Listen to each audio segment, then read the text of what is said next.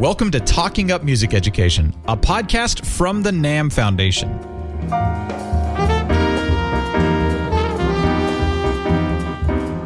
The NAMM Foundation is working to assure that all children have the opportunity to learn and grow with music, and that music is part of daily living for everyone. Talking Up Music Education podcast shares news and stories about music education from teachers, students, parents, school, and community leaders who care about music education and are working to create more opportunities for music learning. And now, here's your host, Mary Lurson. Hello, everyone. My name is Mary Lurson. I am the Executive Director of the NAMM Foundation, and welcome to this episode of Talking Up Music Education, a podcast of the NAMM Foundation. I am here with Kristian Bush.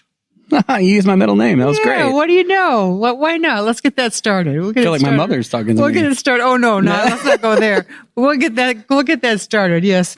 Who is joining us here at our podcast room here at Summer NAMM in Nashville. So welcome. Thank you. It's wonderful to have you. First of all, I read your very interesting bio, and we're going to go through lots of it, and there's lots of it to go through. But I wanted to start with something that I just kind of went, really? When I read it, I kind of couldn't believe it, and that's that you wrote one of the theme songs or the theme songs to the popular learning channel, Say Yes to the Dress. Yes, I did. He's here with us today. Ladies and gentlemen, the creator of now this is like a guilty pleasure for so many people to be watching this I have noticed since I did it, I've had more people come out of the woodwork and kind of confess to me like, hey man, I think I heard you on this. And I was like, really? You're a truck driver. I didn't know you listened to It is guilty pleasure. There is something about that franchise that has just caught the hearts and minds of dads and moms and little girls. And so how did that happen that you wrote a wedding dress show's theme song? And, I have to tell you, I have a young daughter, and not so young, but young enough to want to watch the show. And I remember when I heard that theme for the first time, I said, that's an original piece. I knew it's not a cover. And because I said, I bet the show's gotten so popular that they need an original piece. Right? They need something that's their signature as opposed to a borrowed so that's what I thought. So you tell us what really happened. Sure. My first solo album came out about 2.5-3 years ago called Southern Gravity. And it had a song on it called Light Me Up. And at the tail end of the publicity for that album, as it started to kind of wane, the single from it was Trailer Hitch, and it did really well. And then this was the second single. And then as the record company kind of came off the gas, the publicist kind of pushed her foot on the gas and found out that Light Me Up had been submitted for a bunch of first dances at people's weddings. So they went ahead and put my name into the hat to be a guest on this show, Say Yes to the Dress. And of course, as the artist, you kind of find out about this stuff a little bit later than when it happens, because everybody's thinking ahead of you.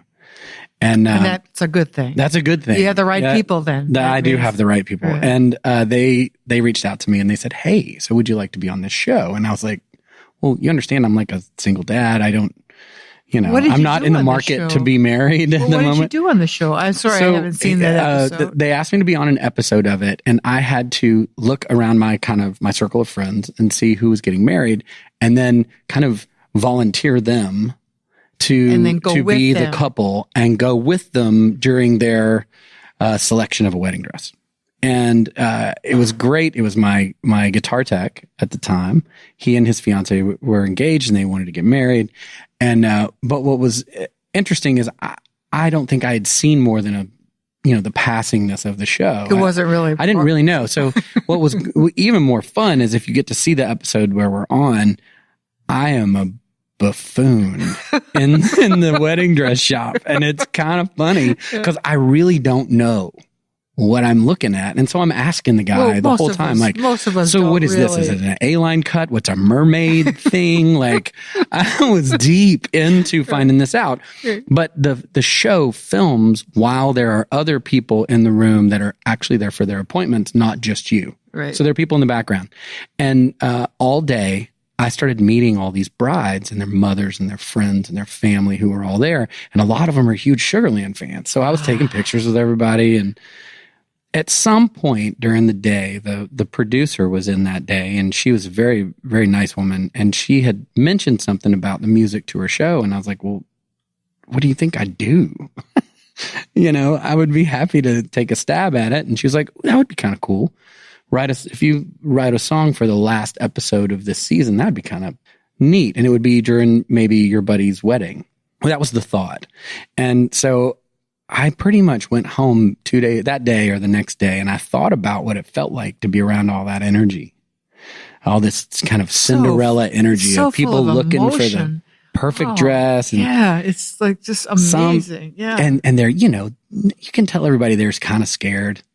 Big, and life, the dream is bigger than the reality, and all of that stuff that really hits me right between the eyes. So I wrote a song. I wrote it by myself and kind of recorded it by myself, and then I sent it to her. And she was like, "Oh, this is great." And then 2 weeks later, we get a phone call saying, "Would you mind terribly if we used it as the theme song for the show in every episode?" And I wouldn't mind terribly at all. It had been a dream of mine for a long time to have a TV theme song. Because I love them. I grew up, that was my first music guitar teacher told me to go and sit in front of the television and try to play the songs. What was one of the first ones that you? Sanford and Son. Oh, okay. Absolutely. So, I learned that. I learned like Night Court or whatever else was on at the time. And I tried to learn it. Going and just to pick it around and find it and make. So that's me singing on Say Yes to the Dress. But it all started with that publicist, right? Well, yeah, it just starts with pushing great ideas. That was their job, and they that's so interesting. And I've heard that tune that at the end, and I didn't know it was your voice because I wasn't that tapped in because I usually reading the paper or doing something else, right? Well, congratulations on that. And Thank you. That's going to go on for a while too. Well, you hope so. Yeah. You knock on wood. And it comes at the end of the show when they have the one couple that has everybody gets married to my song. It's kind of cool. That's just great. So this was an outcome or part of the steps of your songwriting ventures, right? Absolutely. Songs of the Architect, right? Yes. Which is your publishing company. Absolutely. And this was which number one of how many did this? Oh, songs? Yeah. Oh, gee. Do you keep a track? Do you have a catalog? I do. And recently my kids asked for a compilation of every song I'd ever written or recorded or something. And it's way past 1,000. Wow. By now. So opus numbers, and you do something. It's really strange to look back at all that, but it didn't start really increasing in volume until the last 4 years. Like it was pretty average 12 to 20 songs a year. And then it just went through the roof in the last 4 or 5 years, ever since maybe Jennifer and I stopped the Sugarland tours. Mm-hmm. So something got released. I guess. Another level. All that experience just sort of had another outlet. Right? Permission, I think. Yeah. So the other thing that was really surprising in your, the musician's resume, I guess writing a theme song for a show is in the resume, but not for a wedding dress show. Right. All right. One that's like hitting everywhere now too. And the question is, how did that happen? So thank you for sharing with us how that happened. But the other one is it created a computer game character. Oh yeah. Again, the question is, how did that happen? Now you might have, now it's not that we all could name all of our buddies that have had that idea. Right. Oh, I think this game should have this character. Or I even have a friend that writes occasionally to producers. He's a kind of a professional coach type. And he writes to producers like that do the Shark Tank and all these business coaching. And he writes to them trying to get them to pay attention to him and his ideas, but nothing ever really happens. Right? Right. So now, Heidi, you had this idea. Well, but then you made this happen. It's like this story of how you actually did it. I'm really interested. I guess I had never really thought about it the way you're speaking about it, but I'll tell the story in that direction. So for every 60 ideas that show up this week, one of them might work. And it just depends on how much further past the inside of your brain you decide to take the idea.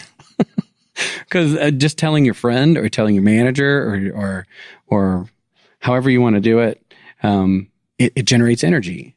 And so you don't know really what's going to come out the other end. But if it's an idea that you're passionate about and it catches fire, then speaking about it is the first trick. So in this case, the way I ended up in a video game, it was Father's Day. And I take my parenting very seriously, and because I'm a single dad. And Tucker, my son, was sitting on the sofa, and he was just glued to his iPad. And I was like, "Really?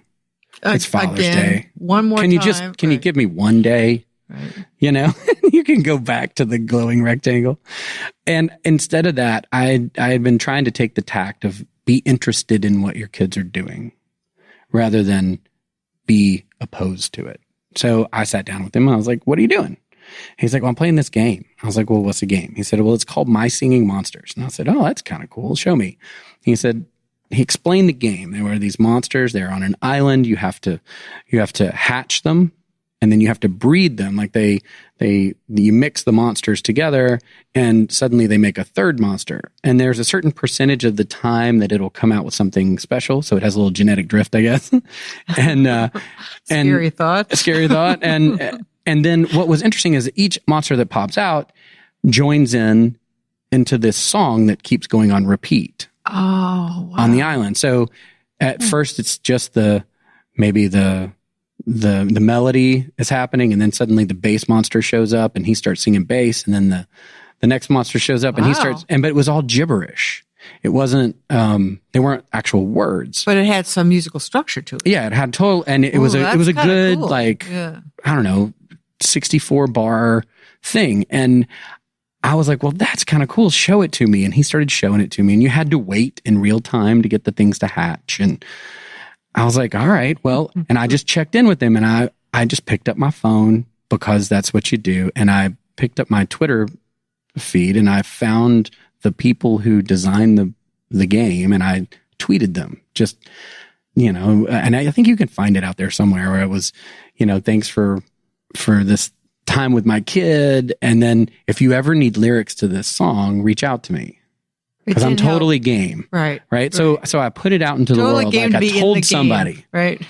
And sure enough, if the guy who manned the other side of that Twitter didn't respond and direct message us and say, "Yeah, are you into this?" And I said, "Yeah." So we kind of slowly walked. I became a monster on the very first page. So if you go in and you start playing it right now, or your kids start playing it, I show up as the Shugabush, is what they decided. They decided I was. And I've got my little hat on, and I'm playing a mandolin. And they sent me the song, and then I played along with it. And then they animated me and created me into this guy. And then a couple of 6 or 7 months later, I had my first single kind of come out in the UK. And we had this great idea. The manager, again, surround yourself with good people. And she was like, well, why don't we see if they would do the song? So in the game. So at some point you can get to an island that if you do it right, you'll unlock. Eggs hatch. Yeah. If you do it right. DNA sequence. There's a little bit of just right. That's right. And you can pay your way into this. Oh, naturally. Because, it's a gamer.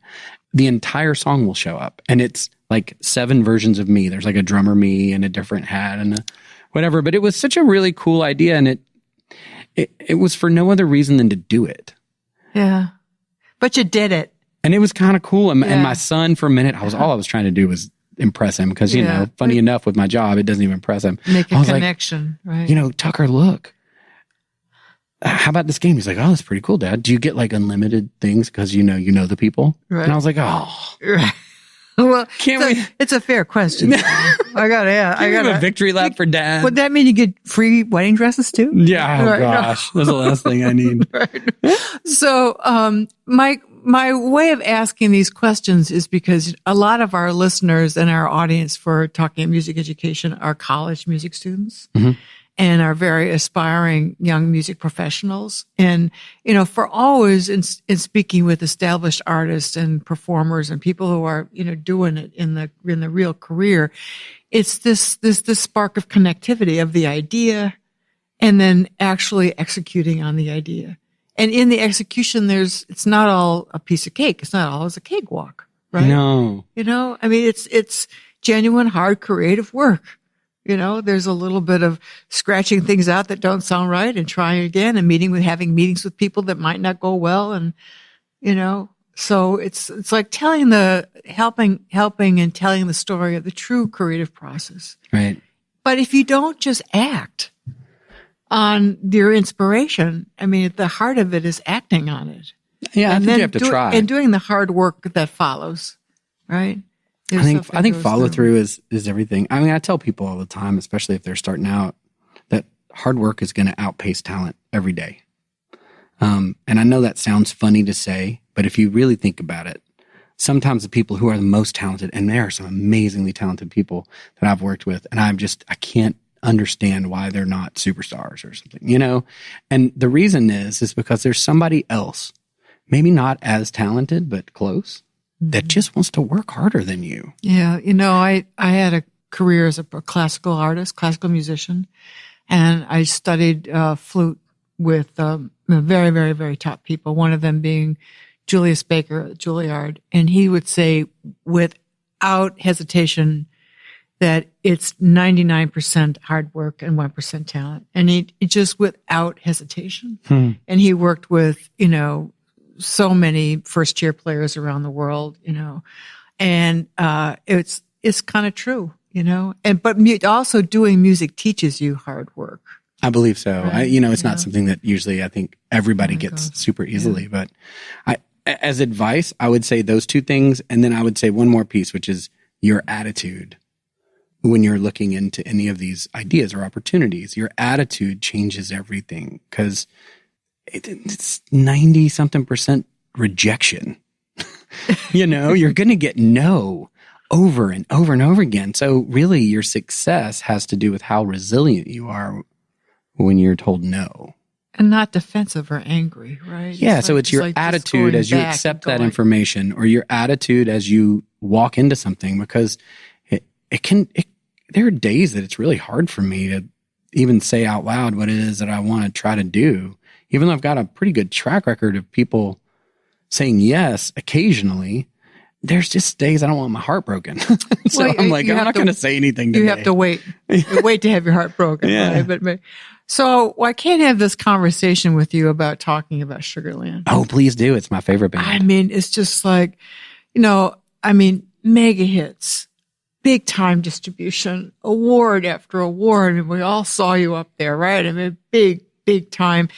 And you were already well established as an artist, right? I mean, I had done this for a while. Yeah. And then this BAM thing happens, right? I mean, millions, right, in distribution. And so the question is, what was different before and after that happened?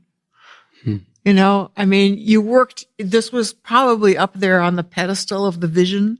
I want to have that moment. Right. And I want to have that stuff happen. And then, bam, that stuff happened, right? So it's on the artist and the creative side. What was it like? Was it, did it validate you? Did it kind of say, oh, there's more work to do? I get to do the next version of the work because of this? It's kind of all of those. Okay. But I would say that the habits and the muscles that you use to get yourself there are exactly the same ones that you use once you're there, because you don't really know you're there. For me, the music business is behind the perception on the outside is behind the perception on the inside. So, if you saw us play our first performance on the ACMs, you can get this on YouTube or something. Or I still had to have a job. Jennifer didn't even have shoes on. People had canceled that day and we got the slot. But to the world, that was our announcement. But to us, it was panic. And so that keeps going. So even when you see us on stage with Beyonce doing something, we were still in panic mode. But to the outside world, it's success. So there's a certain amount of. It's really human, right? It's very human. I mean, there's a a cool thing about Sugarland where we were weirdly kind of always the underdogs. Like we walked in from the outside. We came from Atlanta, not Nashville. And we made music that was a little different than our friends. And the radio really started to play it, and fans started to buy it, and they started to share it with each other. And it was the rise of music on the internet, happened during the rise of Sugarland.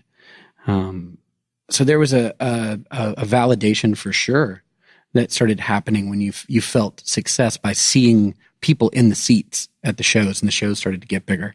That was very validating. The struggle, I think, is the creative process for us was always something that we loved doing, and we were good at it and still are, and no one interfered with us. So it was always anxiety driving. There was no A&R department that said, hey, would you sing this song for us? Because we just wrote them and then we'd turn them in, and it was kind of like bungee jumping. You don't really know what's down there, or if the chord's going to break, or if it's going to bounce back, or are there any songs here that might work on the radio? And so all that stress and all that anxiety was going on the whole time underneath all of the kind of publicity. All the BAM. All of that stuff. And and you're trying to interpret it. You're trying to go, well, what made that work? And I think what was great and still is great about that band is that it really became about a significant topic. It became about empowering women. And the way that we chose to write those songs, and which songs and in what order and how they came out on the radio, became really important. And it became important not because we were important, because it became really clear that it was not really about us. It was about you. And the more that came into focus, the easier things became. But you had to get it into focus. It was a process of getting it into focus. Hard work of getting into focus. That's a lot of hard work. And living through the anxiety of it. Yeah. I think that in, our college music students who are part of our audience and aspiring young people who want to have this field, this is kind of about what you're revealing. And I love the term habits and muscles. There's certain habits of a musician. There's going to the instrument and starting out that day. The people who write every day, the people who paint every day, the people who are at their instrument every day in some capacity, right? These are the habits and the muscles. And then your audience kind of became part of your world, right? But that was gradual, so it seems. Yeah, it really is an amazing experience. And I've repeated it over and over again. And it never loses its charm. I mean, I was walking in here into Summer NAMM, and I was listening to the band outside, and I was talking to my manager, and we were talking that the dream is still alive. Oh, yeah. The mythology of what this is and what can happen is still breathing. Well, there's a lot of legs under it, we know through our research now that we're wired for this.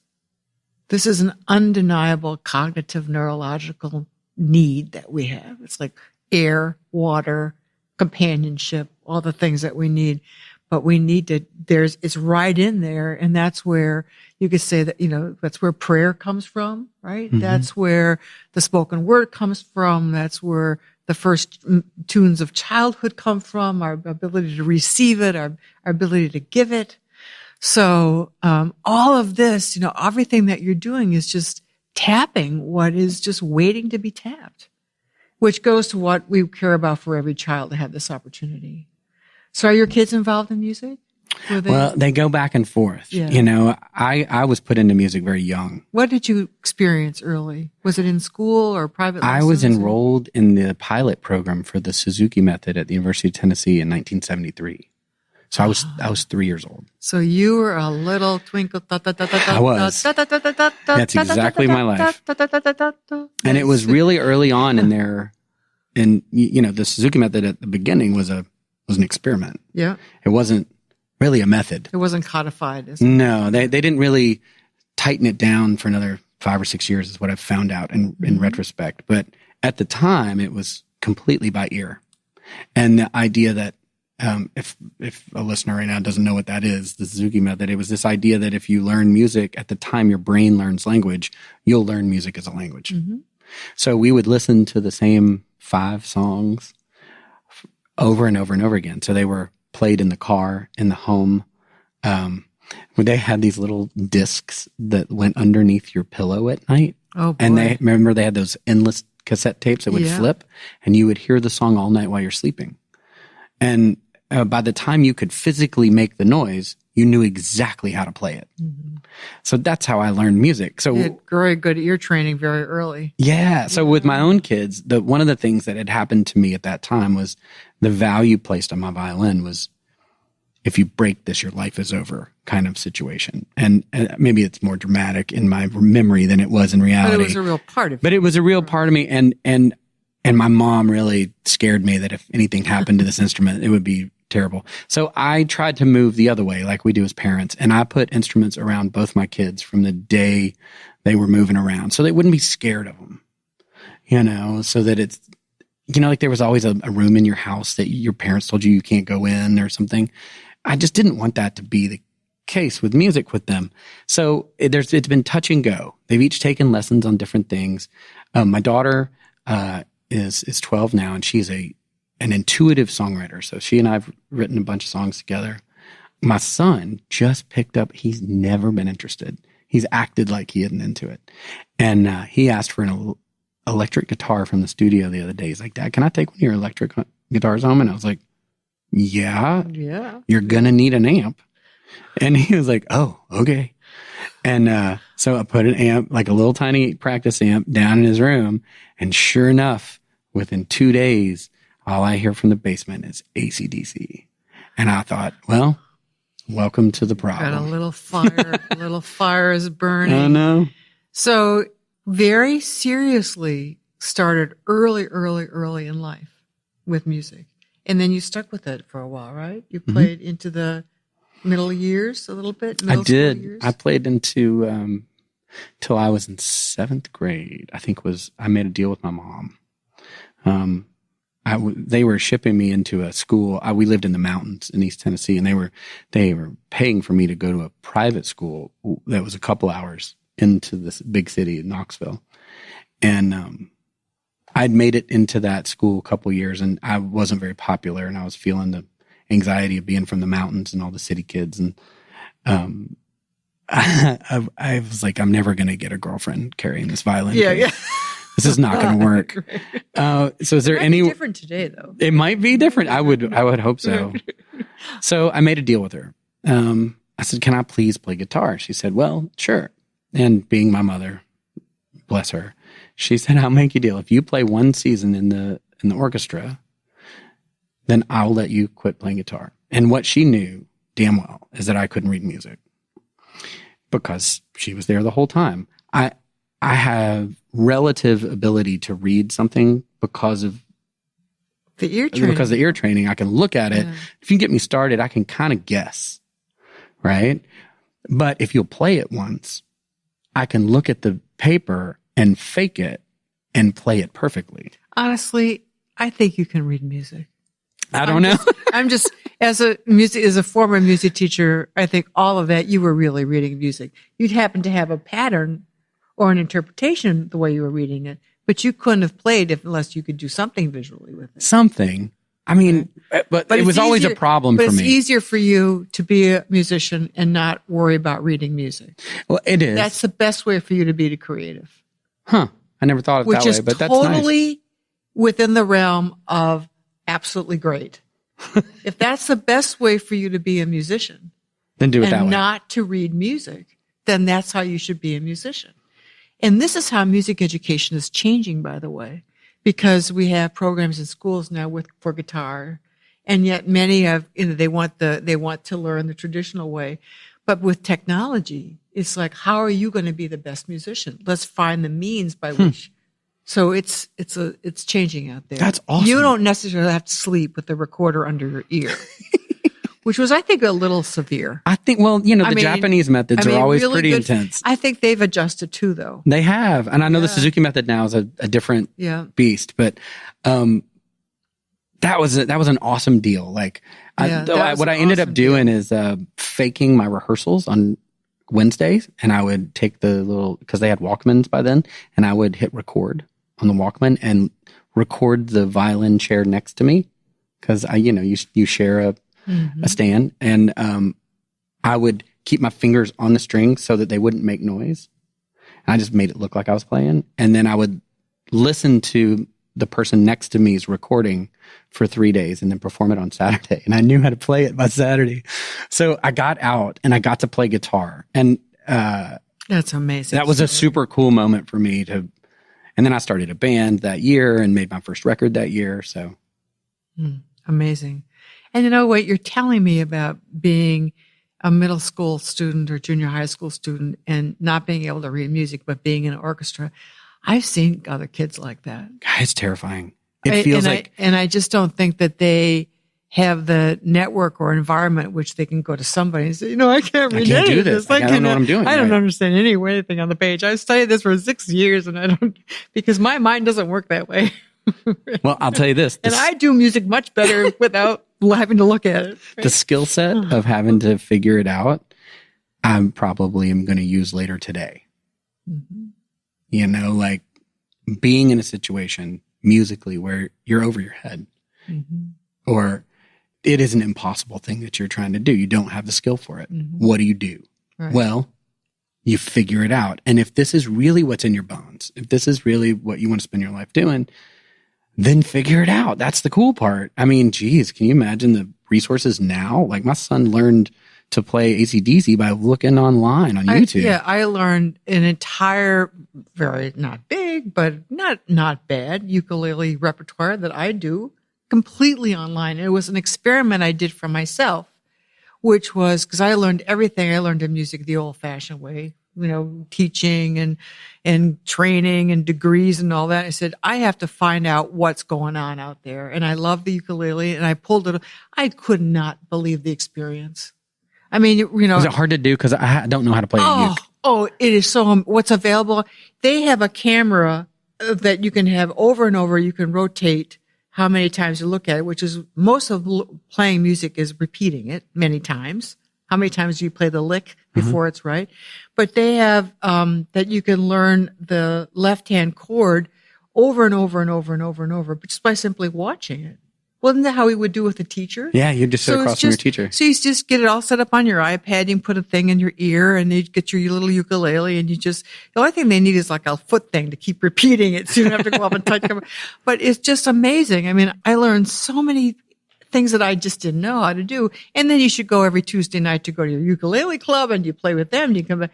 I mean, that's what's happening now. I think it's just seamless. That's amazing. So you should learn a ukulele. I've always wanted to. I just bought a bass uke. Yeah. Which I thought was kind of awesome. I'm sure there's a bass uke club on the net. Well, this is so much fun. What's next for you?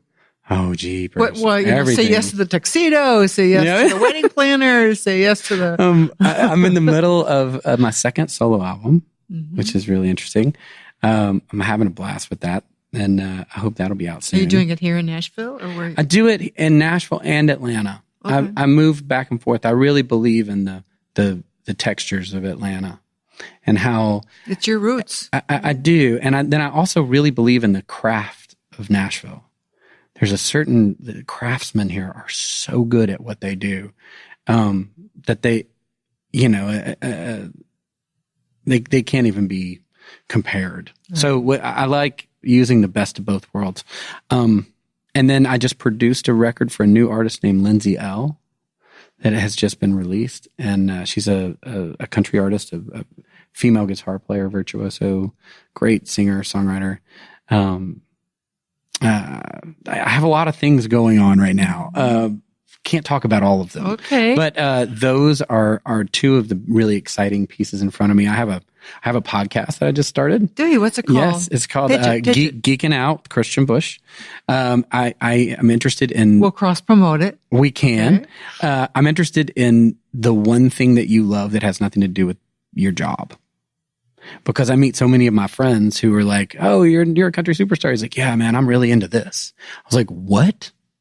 You're into what? And that became so interesting to me immediately. So that's the geeking up. Huh? Yeah, that's it. I don't want to talk to you about your job. What your profession is does not. Oh, so can I ask you that question? Yeah. All right. So what's the one thing that you love to do that's not a part of your job? Okay, so this is kind of new for me in the last 4 or 5 years, but I love board games.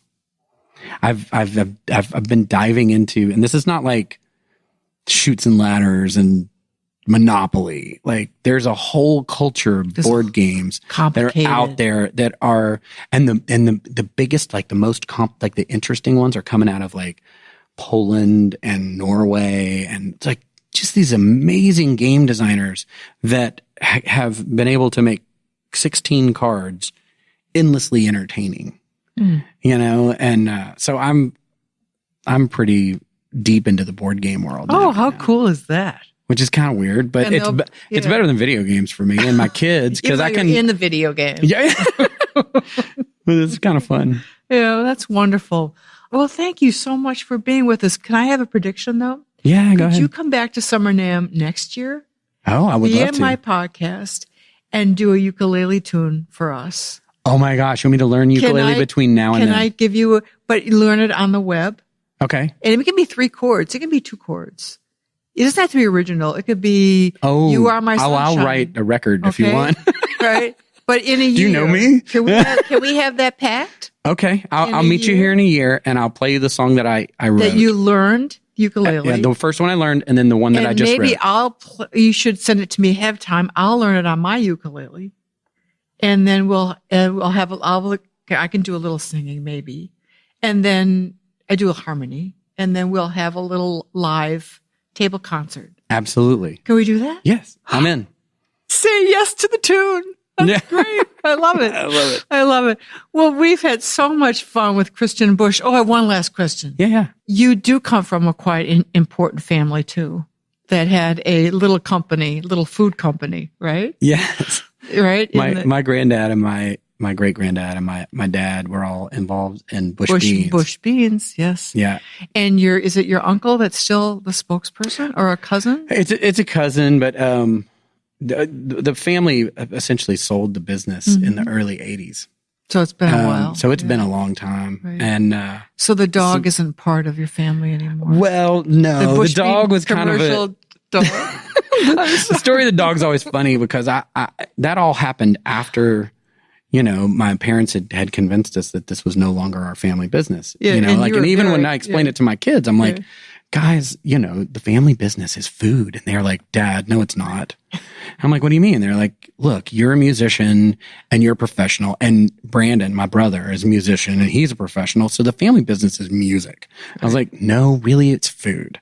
And the dog is kind of based on Dad's old dog. Oh. Anyway, it's a long story, but there was a dog in there somewhere. But there was a dog in there. Just letting you know. But there was a dog in there somewhere. There was a dog in there way back. Right. It's part of kind of family folklore. Yes. Right. That had to be resurrected in a talking dog. I'm not going to give the recipe. Yeah. There is a recipe. Oh, but we're never going to. But you're never going to find out. But we are going to play ukulele. But we will play ukulele in a year at Summer NAMM in Nashville 2018. Well, really, this is so much fun. And thank you for all that you shared and the insights about all the things that you're doing. We'll cross-promote our podcasts. I'm going to listen to yours when my thing that some people know I do. I love to ride my bike. You love to ride your bike? I love to ride a bike. You can't be sad on a bike. You can't be sad. This is like you can't whistle while you're eating ice cream. You cannot be sad on a bike. There is just, you can't go a block and be sad. That's awesome. I love it. That's my geeked out moment. I love it. So, thanks so much, Kristian Bush, Bush Beans, the dog, the stories, Sugarland, all the great things that you shared with us today. Good luck with your important family, what matters most in life, your 2 precious kids. And this is Mary Lurson with Talking Up Music Education. Thank you so much for joining us. And join us again for Talking Up Music Education, a podcast of the NAMM Foundation. Thank you, Kristian. Thank you.